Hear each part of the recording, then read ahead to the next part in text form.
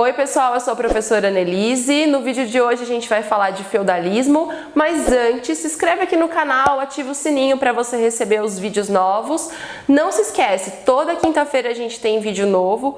Hoje é História Geral, mas semana que vem é História do Brasil. Então fica ligado, tá? Vamos lá para a aula.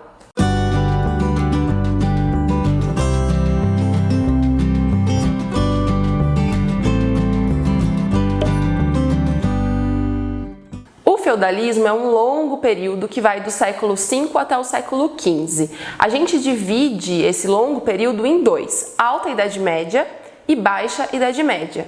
Na Alta Idade Média, que vai do século V até o século IX, a gente tem ali o auge do feudalismo. E na Baixa Idade Média, que vai do 9 ao 15, a decadência do feudalismo e o início do que a gente chama de mercantilismo. Esse período da Idade Média foi por muito tempo conhecido como Idade das Trevas. Eu acho que vocês já devem ter ouvido falar. E muitas vezes também foi visto de uma forma bem preconceituosa. Até esse termo Idade das Trevas acaba sendo bem preconceituoso também. Mas quem que cunhou esse nome, né? Quem que trouxe essa ideia? Os iluministas, que vieram depois da Idade Média, na época da Idade Moderna, chamavam esse período de Idade das Trevas porque, na visão dos iluministas, foi um período totalmente dominado pela religião, em que a gente não teve nada de interessante ou nenhum desenvolvimento científico, artístico, filosófico que fosse útil para a civilização. Então, os iluministas diziam que agora, a partir do momento que eles estavam ali pensando sobre a sociedade, seria um mundo iluminado, seria um mundo da ciência, da pesquisa, do fato histórico, científico. E o que veio anteriormente seria um período da escuridão, né? Então, assim, claro que essa é uma visão de quem estava ali naquele momento querendo legitimar o que estava fazendo. Tá? Então, por muitas vezes a gente tem essa visão e acabou que ficou no imaginário de muita gente. Até o nome Idade Média tem essa visão, porque a gente pensa assim num período que iniciou ali e que está em transição entre a Grande Idade Antiga, a Antiguidade Clássica, até chegar na Idade Moderna. Então, assim, é um período de transição que não teve muita importância. E, na verdade, não foi bem isso. Tá? Ao longo do tempo, esses olhares da Idade Média vão se alterando. Por exemplo, no século XIX, os românticos, vão olhar para a Idade Média de uma forma diferente. Vão pensar naquele momento, como um contexto em que a gente tem o nascimento das nações europeias, da França, da Inglaterra, da própria Alemanha, por exemplo. Então vão ver a Idade Média também com um olhar romantizado, idealizado, mas também já vão acabar enxergando de outra forma. E no século XX, os historiadores vão analisar, vão interpretar esse período de uma forma um pouco mais próxima do que era o real, pensando em todas as suas características, no que era específico desse momento. Então, arquitetura, filosofia, e vão assim quebrar, desconstruir essa ideia da Idade das Trevas que por muito tempo foi colocado. No último vídeo de Roma Antiga, a gente finalizou ali na decadência do Império Romano. E eu disse para vocês que o último imperador ele foi deposto por um bárbaro, por alguém que era das tribos germânicas. Então, assim, essas tribos viviam em torno da Roma, começaram a adentrar o território muito para trabalhar, fazer comércio ou trabalhar como camponeses e acabaram que foram adentrando o território e depois de muito tempo começaram a entrar por meio de conflitos e de guerras. Então, esses povos germânicos, que eram chamados de bárbaros pelos romanos, e aí lembrando de novo do conceito de bárbaro, bárbaro é aquele que não falava direito uma determinada língua e não tinha a mesma cultura de algum local. Então, no caso aqui, esses germânicos não falavam o latim e não eram, por exemplo, monoteístas. Então, eles eram vistos como bárbaros. E esse conceito, ao longo do tempo, vai sendo utilizado em outras formas, tá? Então, esses povos germânicos, eles tinham uma organização política bem diferente dos romanos, por exemplo. Eles eram organizados em tribos e tinham como líder um rei. Então, conforme eles foram invadindo o Império Romano, eles foram transformando aquela localização em reinos e foram separando vários reinos diferentes, dependendo de cada tribo.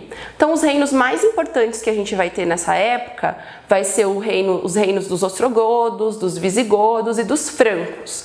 O reino dos francos é o mais importante, porque ele foi o que durou mais tempo e o que teve uma extensão de terras muito maior. Então, ele pegava mais ou menos ali onde hoje é a França, a Alemanha, a Itália, e teve uma extensão de terra e algumas características que vão ser bem fortes e que vão vir ali até a Idade Média, certo? Bom, o reino dos francos e os outros reinos eram muito instáveis. Eles viviam em conflitos e viviam em guerras, mais ou menos ali até o século IX depois de Cristo, tá? E o que era interessante? Esses reinos tinham algumas características e culturas que foram se misturando aos povos latinos. Então, a mistura da cultura germânica com a cultura latina gerou o que vai ser então a Idade Média, o que vai vir a ser o feudalismo. Então é bem importante a gente prestar atenção em alguns conceitos que estão ligados tanto à cultura germânica quanto à latina para formar aquilo que vai ser o feudalismo. E eu já vou explicar para vocês. Outros povos que também acabam adentrando o território ali da Europa e que são extremamente importantes nesse momento são os muçulmanos, tá? Eles vêm ali do Oriente Médio, da região da Península Arábica e vão expandindo o seu território ao longo do tempo. Essa expansão se dá tanto por motivos religiosos, então para a questão da conversão à fé islâmica, quanto por motivos políticos e econômicos. A região da Península Arábica era uma região muito pouco fértil, uma região seca, então assim, essa população buscava territórios férteis, lugares melhores para sobreviver. Além disso, cada vez que essa população ia se convertendo e convertia outras pessoas também, quem era convertido recebia, por exemplo, isenção de impostos. Então assim, conforme esses povos foram se expandindo, eles foram convertendo outras pessoas ao Islã e foram dando esses benefícios políticos também. Quando que essa população chega então na Europa? A partir do momento que a gente tem a invasão na Península Ibérica, onde hoje fica ali a Espanha e Portugal. Esses árabes vão chegar na Península Ibérica, vão dominar esse território e vão ficar por muito tempo ali, tá? Então assim, esses povos também estão adentrando um território que já tinham lá os germânicos e que mais à frente, né, vão se tornar ali povos que vão ser sempre contrários à cultura ou até à mesma religião desses germânicos. Essas invasões muçulmanas trouxeram consequências para esses povos germânicos, para esses povos que estavam ali habitando a região da Europa Ocidental. Por exemplo, como consequência, a gente tem a dinâmica comercial da Europa com o Oriente muito afetada. Por exemplo, o centro do comércio internacional antes era todo ali o Mar Mediterrâneo, só que agora ele havia sido dominado pelos muçulmanos. Então, esse comércio vai ser deslocado de todo o Mar Mediterrâneo, que antes era dominado pelos povos latinos e depois pelos germânicos, né, agora vai ser só ali entre o centro e o norte do Mar Mediterrâneo, porque os muçulmanos impediam qualquer tipo de navegação cristã ali ao dentro do Mar Mediterrâneo. Depois, né, por conta disso, a gente vai ter uma limitação do fluxo de mercadorias. Aquelas mercadorias específicas do lado oriental ou até mesmo do norte da África não vão entrar com tanta força assim no lado ocidental e no lado que não estava sendo dominado pelos muçulmanos. Fora isso também, a circulação de moedas vai diminuir.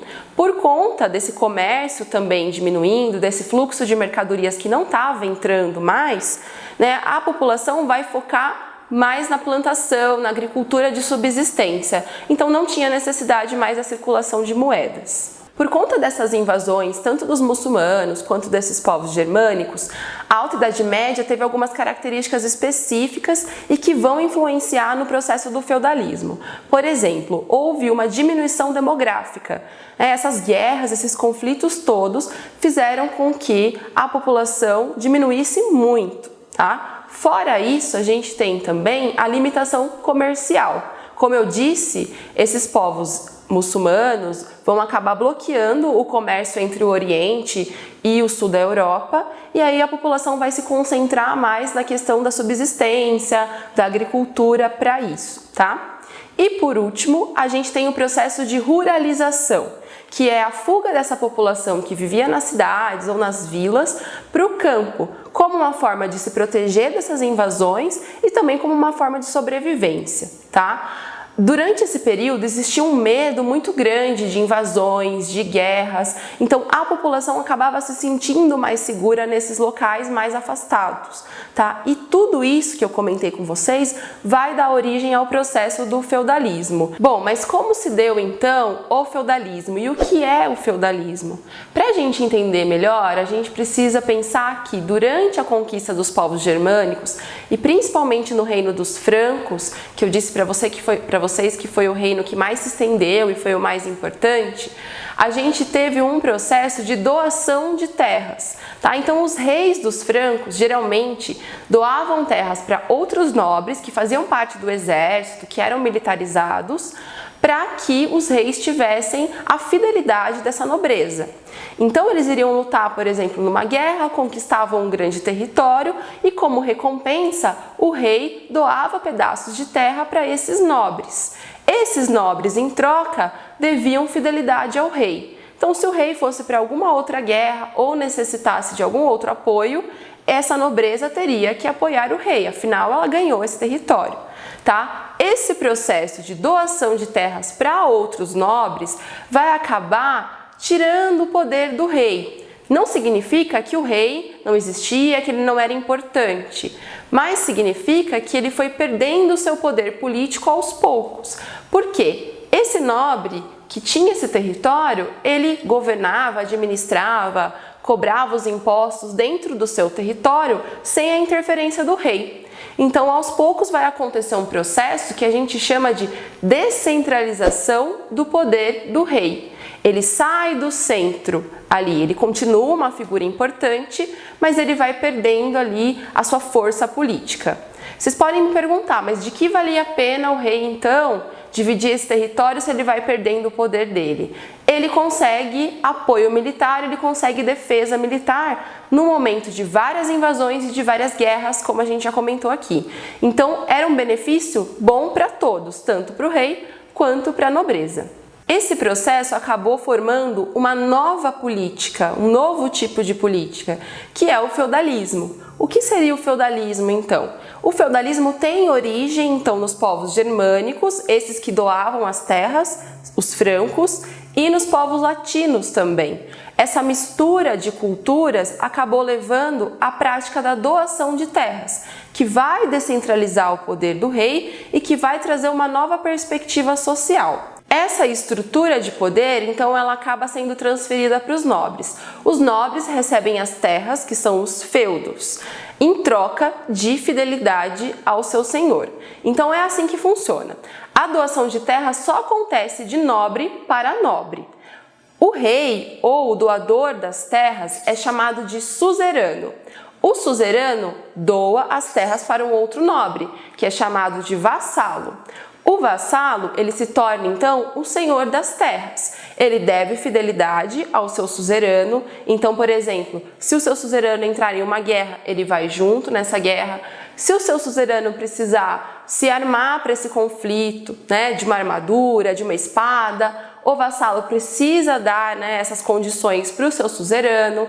Se a filha mais velha do suzerano casar, o vassalo vai pagar o dote para o suzerano. Enfim, são várias obrigações que o vassalo tem. Mas isso tudo compensa para ele, porque ele recebeu o feudo. E lembrando de novo, na antiguidade e aqui agora na Idade Média, a propriedade de terra é a condição que dá o privilégio para essas pessoas. Então a nobreza distribuía a terra entre a nobreza e mantinha os seus privilégios. É importante entender que o feudo nem sempre era um pedaço de terra.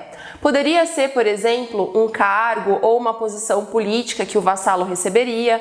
Poderia ser, por exemplo, também uma ponte que daí o vassalo cobraria impostos entre as pessoas que passavam por ali, pegaria esses impostos para ele. Então, assim, geralmente eram territórios, eram pedaços de terra, mas não necessariamente o feudo é um pedaço de terra, tudo bem? É legal entender também que o rei, que começou tudo isso, que começou essa doação de terras, ele não poderia ser vassalo de nenhum nobre. O rei está acima desses nobres. Ele só poderia ser o vassalo de um outro rei. E isso historicamente acabou acontecendo, por exemplo, entre os reis da França e da Inglaterra. mas era só nessas condições. O vassalo, o rei só poderia ser um vassalo de um outro rei. Tudo bem? O nobre que recebia esses feudos, essas terras, né, o vassalo, ele também poderia dividir as suas terras com outro nobre. Então, dessa forma, essa divisão foi crescendo e criando uma corrente de nobreza que apoiava um ao outro, criando esses chamados laços feudais. Só que essa divisão toda, como eu já disse, acabou enfraquecendo o poder real e descentralizando o poder do rei. É por isso que na Idade Média a gente tem o costume de falar que o rei reina, mas não governa. Quer dizer, ele é uma figura importante ainda, ele é considerado ali entre os nobres, mas ele não vai se intrometer, não vai administrar o feudo que ele doou. Isso fica a cargo de cada nobre. E quem trabalhava nessas terras, nesses feudos?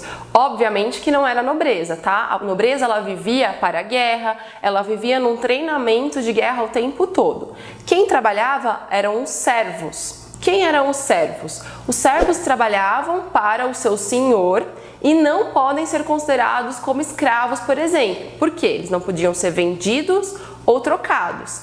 Eles estavam presos àquela terra, porque ali eles iriam morar e trabalhar, mas eles não são considerados escravos. Então esses servos viviam para a subsistência. Geralmente eles trabalhavam com agricultura, com a criação de animais, moravam ali no seu feudo e tinham a sua família, tá? Dentro de um feudo podia ter mais de uma família de servos. E esses servos, porque estavam numa terra que não era deles, tinham várias obrigações com o seu senhor. Tá? E assim, eles vão ter várias taxas, muitas mesmo. Cada taxa dessa representava um pagamento diferente para um tipo de obrigação diferente. Então a gente tem, por exemplo, a corveia, a talha, a captação, a prestação e a mão morta. Ah, e as banalidades também. Só para vocês terem uma noção, tudo isso são taxas por diferentes motivos. Fora essas taxas que eles pagavam para o seu senhor, também tinha o dízimo para a Igreja Católica, que equivalia a 10% de toda a produção dos servos. Então, assim, todas essas obrigações mostram para a gente que os servos, eles sustentavam toda essa nobreza, tá? É interessante vocês entenderem que existiam essas obrigações, até por curiosidade vocês darem uma olhadinha em cada uma, mas o vestibular geralmente não pede especificamente essas taxas, né? Ele quer que você entenda que existiam essas obrigações e que o servo sustentava essa sociedade. Legal? Essa sociedade da Idade Média, ela era, de novo, dividida. Dessa vez, ela tinha uma divisão um pouquinho menor do que a gente viu até agora, tá? Essa sociedade era chamada de sociedade estamental. Essa pirâmide era dividida assim. Lá na ponta da pirâmide, o clero, que era dividido em alto clero, então tinha os bispos, arcebispos, e o baixo clero, que era composto por monges, padres, enfim. Muitos desses membros do clero, do baixo clero, eles viviam quase como os camponeses. Tá?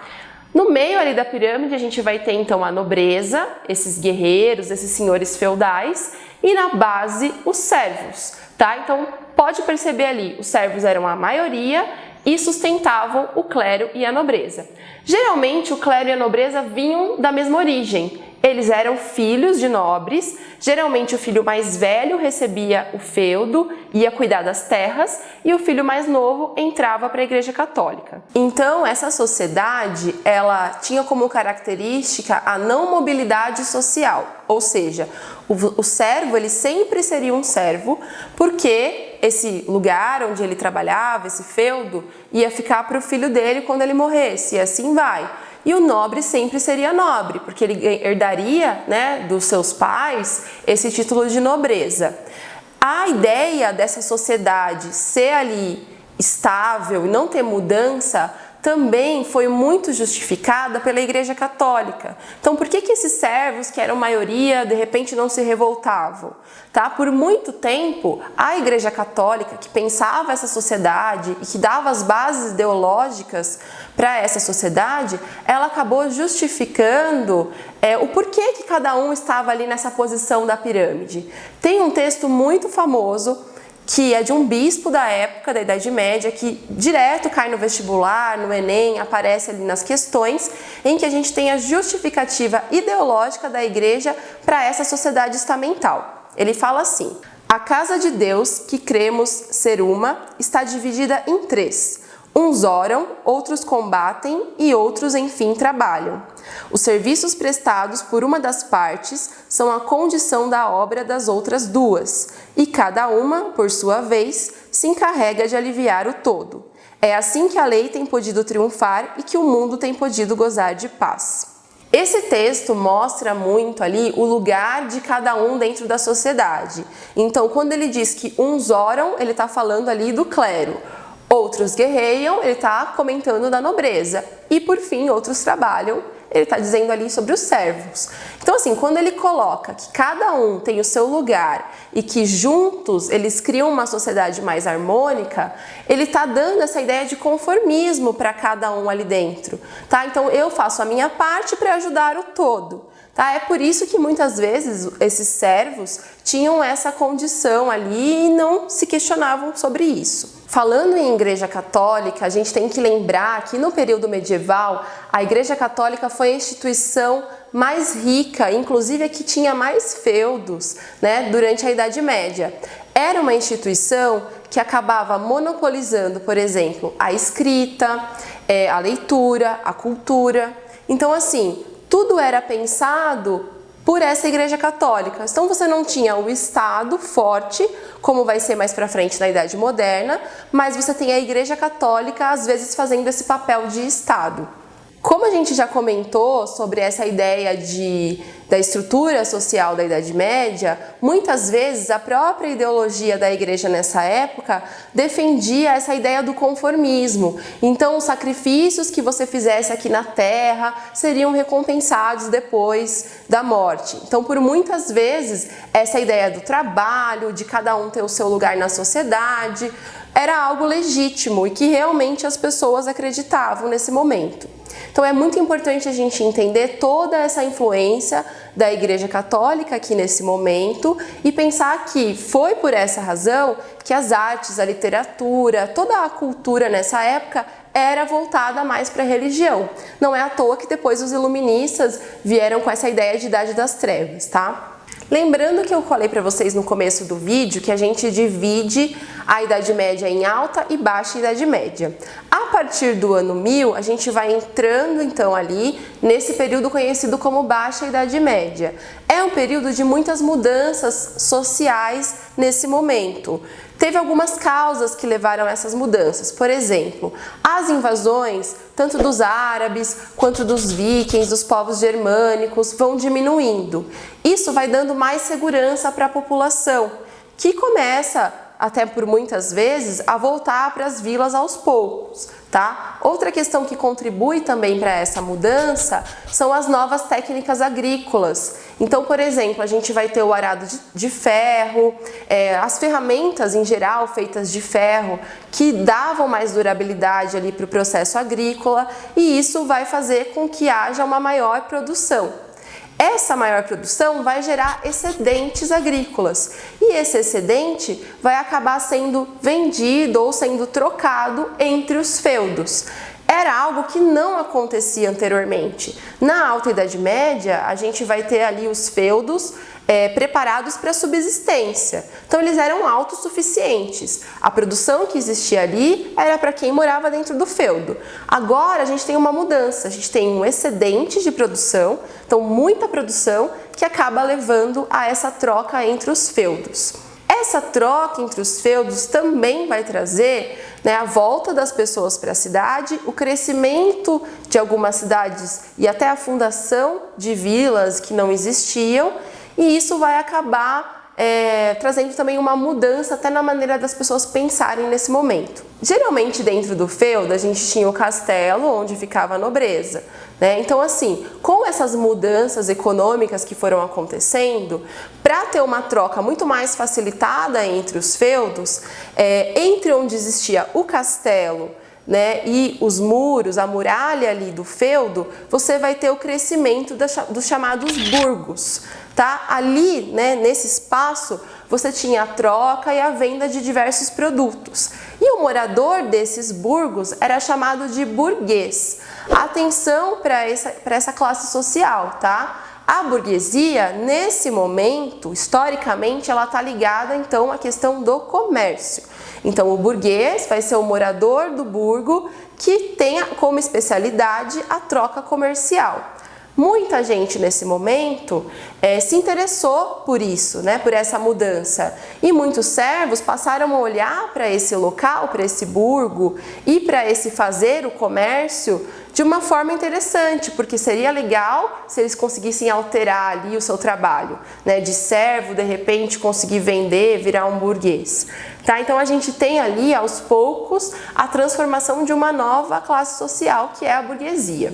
Outro acontecimento importante no período da Baixa Idade Média e que acabou alterando essa sociedade feudal foram as cruzadas. Bom, as cruzadas foram expedições religiosas incentivadas pela Igreja Católica com o objetivo de expulsar os muçulmanos da Terra Santa ou de Jerusalém. A ideia era que aquelas terras que Jesus teria percorrido pertenceriam à Igreja Católica e não a essa outra religião.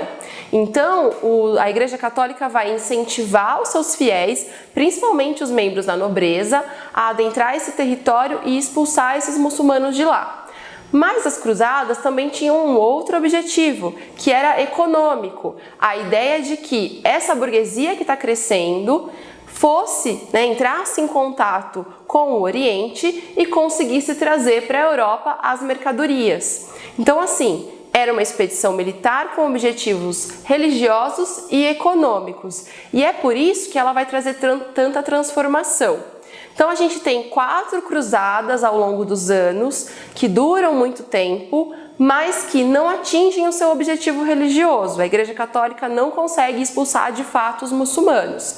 Só que para o lado econômico ela foi muito eficiente. Acabou trazendo, por exemplo, um contato maior com esses burgueses, com o Oriente, e que aí conseguiam ali pegar essas mercadorias, as especiarias, e trazer para o Ocidente e revender então nos burgos. Então, para a questão econômica foi essencial, porque essa troca de mercadorias, essa troca comercial vai aumentar então esse processo de comercialização, de volta das trocas em moeda, por exemplo, do início das feiras medievais, que foram muito importantes. Então, assim, a cruzada também pode estar relacionada ali com a volta do comércio, a volta das moedas e com uma mudança que vem com a Baixa Idade Média. Então vocês estão percebendo aí que a gente tem uma dinâmica se alterando. Uma outra mudança, para além da questão comercial e econômica, foi com a nobreza feudal. Essa nobreza que foi até as cruzadas, que foi tentar expulsar os muçulmanos de Jerusalém, ou ela acaba não voltando, então os seus feudos ficam abandonados, ou quando ela volta, ela encontra um cenário totalmente diferente ali no Ocidente. Esses servos que estavam ali não aceitam mais viver da forma como antes, pagando todas aquelas taxas e vivendo explorados. Mas por que isso? Não foi do nada. O comércio, as trocas foram mostrando para essas pessoas que existiam outras maneiras de viver.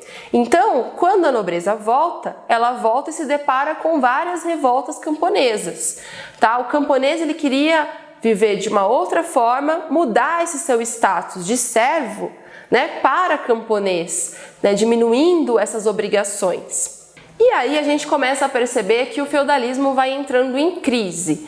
Esse processo ele não foi assim contínuo, ele não acontece de maneira igual em todos os lugares. Por exemplo, na França, até o século XVIII, até a Revolução Francesa, ainda existia servidão, ainda existiam feudos, tá? Mas em alguns outros lugares da Europa, vieram acontecimentos que vão acabar deixando o feudalismo enfraquecido e dando lugar a um outro tipo de economia.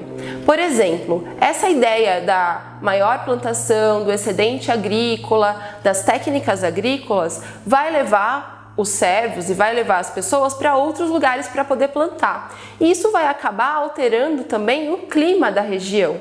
Então a gente vai ter períodos longos de seca e até períodos também de muitas chuvas. Isso vai acabar trazendo um problema para as plantações. Muita gente passando fome porque não tinha alimento suficiente para todo mundo. Então muita gente acaba morrendo por conta disso também. Outra questão importante, que eu já comentei um pouquinho, são essas revoltas camponesas. Então, você imagina a população ainda vivendo essa vida de cobrança de impostos, as plantações que não dão muito certo, você não tem ali o suficiente, as pessoas passando fome, enfim, tudo isso vai levar a cada vez mais revoltas dos servos e os nobres vão ter que lidar com isso, tá? Você junta toda essa questão que acontece ali no final da Idade Média, no século XIV, com a chamada peste negra. Então, assim, essa doença ela vai acabar devastando a população da Europa Ocidental, muita gente vai acabar morrendo, e aí você tem um problemão, por quê? Era uma doença que foi se espalhando, ninguém sabia como lidar com isso, e a população passa até a questionar a Igreja Católica, a questionar Deus. Então, assim, se tudo isso está acontecendo com a gente, onde está aquele Deus misericordioso? Onde que está a Igreja Católica agora para ajudar a gente? Então, vocês percebem que acontece toda uma confusão, toda uma crise, tá? E aí, isso aos poucos vai levando a população a pensar de outra forma, a própria sociedade, a sua economia e a sua política. Essa confusão toda vai levar a nobreza a precisar de ajuda. Então, isso vai acabar fazendo com que se volte ali o poder dos reis. Esses reis que vão ter um exército e que vão conseguir administrar toda essa confusão. Não é à toa que vai ser para o fim da Idade Média, né, início da Moderna, que a gente tem a formação dos primeiros estados nacionais. Mas isso é o tema para outro vídeo, tá? O vídeo de hoje, então, a gente aprendeu um pouquinho mais sobre o período do feudalismo. Esse período longo que vai do século V até o século XV depois de Cristo e que é dividido em Alta e Baixa Idade Média. A gente viu também todo o processo político e econômico que levou ao feudalismo. Nós vimos também que essa sociedade era dividida em clero, nobreza, servos, era uma sociedade sem mobilidade social, que mais uma vez tinha a propriedade de terra como característica ali essencial para os privilégios dessas pessoas na época. Nós vimos também a influência da Igreja Católica nesse momento, no pensamento e nas ideologias desse momento. E a gente também terminou ali finalizando com a Baixa Idade Média, o período de crises, das cruzadas, em que a mentalidade das pessoas começa a se alterar. E por isso a política também vai mudar. Se você gostou desse vídeo, deixa o seu like aqui, deixa o seu comentário. Se você tem alguma sugestão, se ficou aquela dúvida, se você não entendeu alguma parte do conteúdo, não deixa de colocar aqui nos comentários, tá? Outra coisa, todo vídeo que eu posto aqui, eu tenho um mapa mental lá no meu perfil do Instagram, @profAnelise. Então, para ajudar a complementar aqui o seu estudo, para você fazer aquele resumo legal, entra lá no perfil. Se você ainda não me segue, começa ali a me seguir, deixa um comentário lá também que vai ajudar bastante. É isso, gente. Até o próximo vídeo.